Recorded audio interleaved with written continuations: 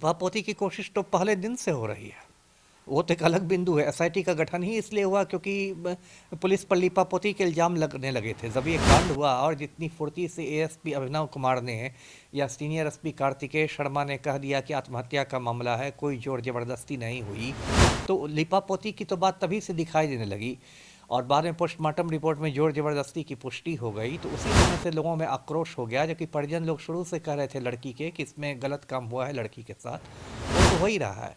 अब देखिए क्या है कि एफएसएल की रिपोर्ट भी अब तक नहीं आई है, विधि विज्ञान प्रयोगशाला की रिपोर्ट भी अब तक नहीं आई है।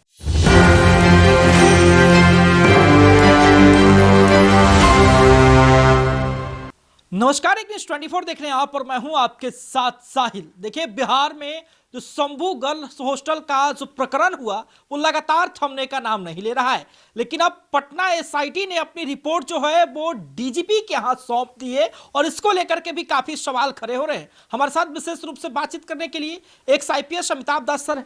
सबसे पहले स्वागत सर आपका। जी बहुत धन्यवाद आपका। पटना एसआईटी ने अपनी रिपोर्ट जो है डीजीपी मुख्यालय में सौंप दिया है, लेकिन फिर भी सवाल अभी भी बहुत खड़े हो रहे हैं। नहीं, सही कहा आपने। आज की गर्मा गर्म खबर है कि एसआईटी की रिपोर्ट पुलिस मुख्यालय को सौंप दी गई है, डीजीपी को। और दर्शकों को याद होगा कि पोस्टमार्टम रिपोर्ट जब आई थी शंभू गर्ल्स हॉस्टल में, और उसके बाद जो काफ़ी हंगामा मचा था क्योंकि उसमें एक तरह से रेप की पुष्टि हो गई थी। उसके बाद पुलिस मुख्यालय ने एक एसआईटी का गठन किया था, स्पेशल इन्वेस्टिगेशन टीम का, और कहा था कि ये पटना के आईजी की निगरानी में काम करेगी। देखिए, मैंने तो अभी रिपोर्ट देखी नहीं है, अभी रिपोर्ट सार्वजनिक नहीं हुई है, लेकिन मैं एसआईटी के मतलब अनुसंधान से एसआईटी ने जो काम किया उससे मैं ज़रा भी संतुष्ट नहीं हूँ, क्योंकि कोई एसआईटी ने ठोस काम नहीं। देखिए, अभी उसमें कई सारी चीज़ें हैं, कई बिंदुओं पर अभी भी सवालों का जवाब मिलना बाकी है। जैसे पीएमसीएस की जो पोस्टमार्टम रिपोर्ट आई थी, इसमें एक तरह से रेप की पुष्टि की गई थी, कहा गया था कि यौन हिंसा से इनकार नहीं किया जा सकता। उसके बाद उस रिपोर्ट को भेजा गया था पटना के एम्स में, मतलब सेकंड ओपिनियन के लिए, और एम्स में 5 डॉक्टरों का एक मेडिकल बोर्ड गठित हुआ था और उस पोस्टमार्टम रिपोर्ट पर अपने विचार रखने के लिए। जहाँ तक मेरी जानकारी है उसकी अब तक रिपोर्ट नहीं आई है, तो उसकी रिपोर्ट को देखे बिना फिर कैसे एसआईटी की रिपोर्ट आ गई। क्योंकि सर सवाल ये भी खड़े होते हैं कि जब पहले भी जांच हुआ तो कई जगह लीपापोती हुई, कई लोगों ने जवाबदेही गलत तय कर दी। लीपापोती की कोशिश तो पहले दिन से हो रही है।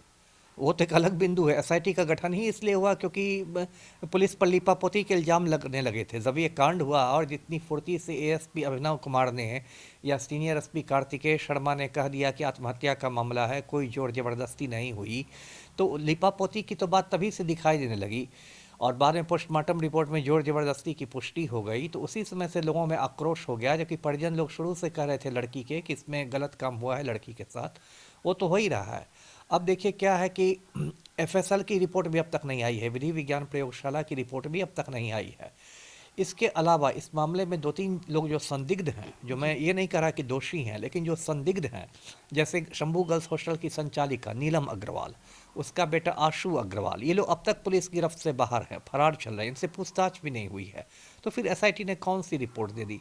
ये तो मुझे लग रहा है कि एसआईटी ने मतलब एक जिसको आप खाना पूरी कर सकते हैं, खाना पूरी की है कि ठीक है हमें जांच का काम दिया गया था, हमने जांच की रिपोर्ट दे दी, लेकिन जब तक इसमें गुनहगारों को नहीं पकड़ा जाएगा, दोषियों को नहीं पकड़ा जाएगा, तो आपकी रिपोर्ट का क्या हम अचार डालेंगे? क्या लगता है सर आपको कि कितना सटीक होगा ये एसआईटी का रिपोर्ट और क्या कुछ कार्रवाई और जवाबदेही तय कर पाएगी?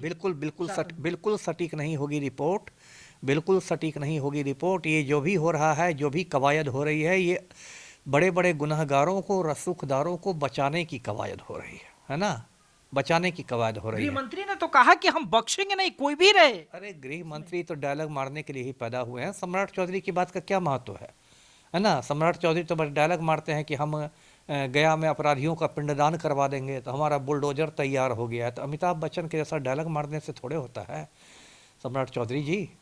इसमें क्या हो रहा है? अब एक हिंदी अखबार ने कुछ समय पहले एक स्टिंग ऑपरेशन किया था, उसकी भी इधर बहुत चर्चा है कि पटना गर्ल्स हॉस्टल से लड़कियों की सप्लाई की जाती है, बड़े बड़े सफ़ेद पोशों को सप्लाई की जाती है। उसमें भाजपा, झारखंड भाजपा की एक नेता का नाम आया था, फूल जोशी नाम की महिला का नाम आया था, उसमें पटना के एक हॉस्टल वार्डन का नाम आया था, एक दलाल का नाम आया था। उन सब बिंदुओं पर कुछ पूछताछ हुई?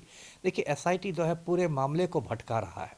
ये लोग पतियावा गांव पहुंच गए, जहानाबाद लड़की के गांव, उसके परिवार वालों को ही लोग प्रताड़ित करने लगे, परिवार वालों को डराया धमकाया जाने लगा।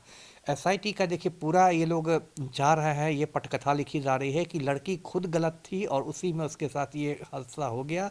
ऐसे नहीं होता है, ये बिल्कुल गलत जांच हो रही एक है। अंतिम सवाल लेंगे सर, आप भी आईपीएस रह चुके हैं, आपने कई तरह के ऐसे मामले देखे होंगे, जी, जी। कैसे डील करते थे आप जो है? नहीं, सबसे सबसे बड़ी बात तो ईमानदारी होनी चाहिए। जब आप राजनीतिक दबाव में काम करने लगेंगे तब तो आपकी सारी ईमानदारी शून्य हो जाएगी। अभी पूरा जब से ये कांड हुआ है तब से आप देख रहे हैं पूरी बिहार पुलिस जो है, सिर्फ एसआईटी की बात नहीं, पटना पुलिस, एसआईटी पुलिस मुख्यालय में सब की बात कर रहा हूँ, पूरी बिहार पुलिस जो है वो लगता है कि ऑपरेशन लीपापोती में शामिल है, बड़े बड़े रसूखदारों को बचाने में शामिल है। जैसे कि मैंने कहा ना, नीलम अग्रवाल को चित्रगुप्त नगर थाना में कुछ समय के लिए डिटेन किया गया था और बाद में एक भाजपा विधायक का फ़ोन गया तब उसको छोड़ा गया। क्या एसआईटी ने ये पता लगाने की कोशिश की कि किस भाजपा विधायक ने उसको छुड़वाया था? और यदि उस भाजपा विधायक का नाम पता चला तो क्या उससे पूछताछ की गई कि आपके उससे क्या संबंध थे? सिर्फ इसलिए कि भाजपा सत्ता में है इसलिए एसआईटी की हिम्मत नहीं हो रही पूछताछ की? तो ये कौन सा भाई अनुसंधान है? जी चलिए, तो अभी आपने सभी सवालों का जवाब सुना।